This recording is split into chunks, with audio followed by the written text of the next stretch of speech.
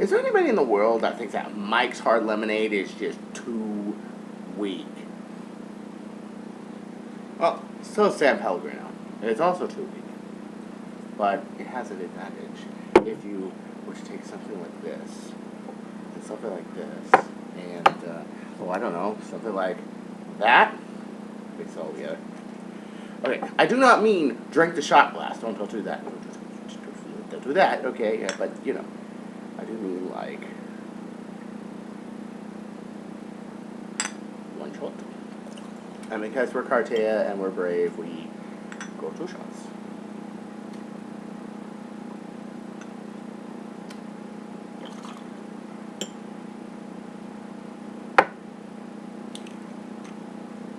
And then we take our lovely can of San Pel.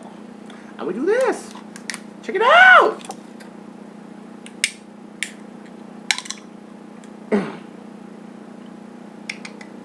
That's 2 shots in 4 cubes.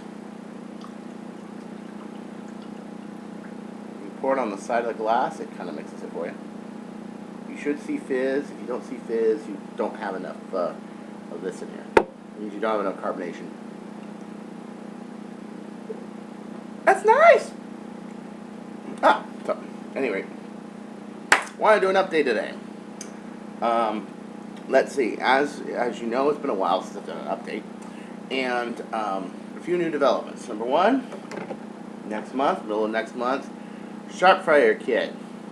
This will take your lowly Sharp Fire and make it basically shoot decently fast. I don't think it's gonna shoot. I don't think it's gonna shoot in the range of, let's say, an 18K Ultra Match, or something like a Bird of Prey, like this. I mean, the custom deal. It's got a long shot plunger tube on it. It's 28 kilograms. It's got 4 springs. It's got a 9-inch barrel. Now, there's no way a platform like that is ever gonna copy that. But that doesn't have a speed loader. This baby has got a speed loader. Let me tell you something. I love it. I love it. I really do. I love it. Okay. So it looks like we're talking on the ceiling. We're talking on the ceiling! And here it is. So, I'm thinking about making a bracelet for my arm. So when I load it back, it works. So, okay, let's go like this. Okay. And here we are. Alright. I mean, it's really cool because then you could just basically just place it in your breech. And you got, like, look at that bounce, man, just everywhere.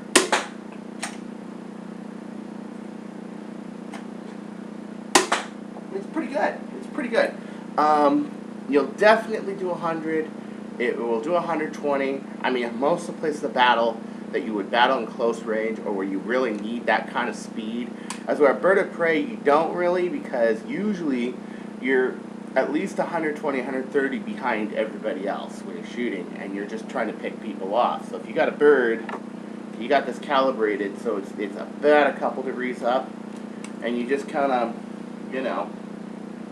you want to see me fire it, don't you? You want to see me fire it? Okay, well, alright. A couple things I'd like to make for the Sharp. One is a clip fed kit. However, it will probably not be a kit, and the reason is it's going to be tough to do. It's going to be very hard to do.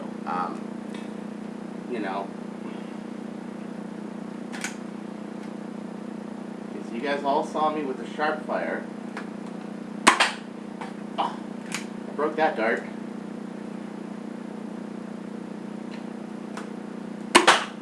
I mean,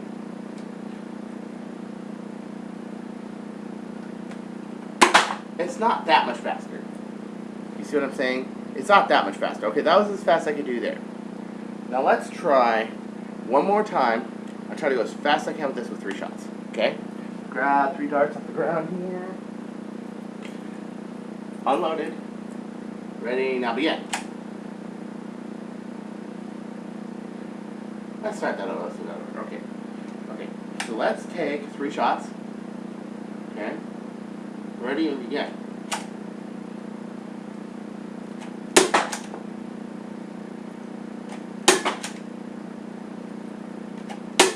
It's better, but it's not that much better. At closer range, you need that rate of fire, yes. But at longer ranges, a coupler blaster, such as this, unless you just want to be an asshole and hit somebody at close range with these, I do that too sometimes. It does just fine, it does just fine. For those who didn't tune in later, that's not just lemonade.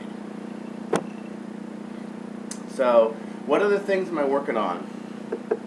Let's see. I got a couple of clandestine projects that I don't want to really talk about, because one, I haven't figured out all the logistics of what to do with the heat sinks. You're thinking heat sinks, Nerf guns, heat sinks. What the shit, Chris? Yeah, seriously, heat sinks. I actually have a project where I need a heat sink and a fan blowing on it. It's crazy. It's a flymeel blaster, but it produces so much heat that I need a heat sink. And not on the motors either. Can you guess this? Anybody guess this? I'm sure if you're in the RC car world before there were ECSs, before when you had those two big resistors in the back of your Grasshopper or your Frog or whatever. Yeah, that's right. So, that's number one. I got a long shot tube retaliator I'm working on, and I got another blaster working on called the Wave. Or Rave, actually. The Rave is basically like an L. Okay, I'm going to type L. It's actually called a type LS. It means long shot size. L actually means long shot. This thing could be full-size long shot. It could be a half-inch long shot. It doesn't fucking matter. If it came from a long shot to begin with, your blaster's a type L if it's a pistol. Okay, because that type is distinctified as a pistol. Okay, LS means long shot size. So what it is it's a metal plunger. Okay, I'm using washers as the plunger head, and I'm using something special to do like the top of the plunger, and it's coupler, but it's based off of the Pink Crush / Nerf Wild Glam. Okay, it's smaller. It's about 54 cc's, about that, and it has a 7-inch barrel instead of a 9-inch barrel. It's basically made to be more concealable. But if anybody saw in the last videos, this thing's not a big problem to conceal if you got a coat. But we're getting out of coat season, so I need something that's a little more pocket. So I'm actually making something that is, yeah. The other thing is that it has only an 8/10 of an inch of solid space. This means, of course, that it's going to use a very tight spring set. Unlike this one where I have an 1.5 inches of solid space because I moved the whole plunger up 1/2 inch and I moved the plunger head up 1/2 inch. So I can give it a long shot dimensions on this thing. Anything will fire in a long shot will fire in this. It will just be pre-compressed a little. On the Wave, no. I'm sounding the side of the Wave. I don't know. I think Rave, R-A-V-E, would be probably best.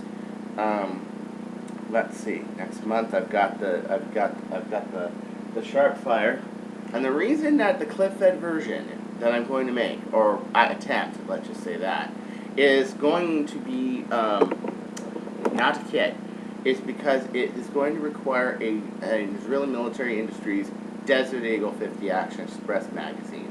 How the hell is Chris going to do that? How is he going to catch it? You gotta shoot a Desert Eagle before to really understand the magazines, and that there's more than one way to lock that magazine up. In a Desert Eagle, it's the same thing. You got a slide release right there. I was gonna go with a Whitley 475 magazine. It is barely big enough on the inside to fit darts, but I couldn't figure out two things. One, how to get the spring in there to throw a lighter spring. The second thing I couldn't figure out was how to catch this. Where does the magazine catch on it? So I get a hold of a 475 Whitley with a 12-inch barrel, and I'm looking at it. Let's get a European catch. Where the fuck shoots a gun a European catch? I'm not James Bond. I know you shoot PPKs. And even the new PPKs, a lot of them have just the American catch where you have the button. I'm sorry, guys. There's a reason we won World War II. We have the right catch system. We had the right gun. We had a gun that you fire and in a field and you shoot a tree and it goes boom. Cut. Hey, we loved it. Okay, we did great. So that's all for now. The LTR is going to be interesting because that's a Retaliator with 80 cc's. And right now I'm playing with yields and I'm playing with a few other things. That's going to really, bam. I mean, if I get it working by Armageddon, you guys are in for it. We'll see you later.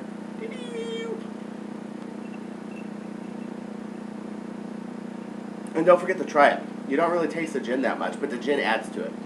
Especially Sapphire, because it's a nice sweet gin.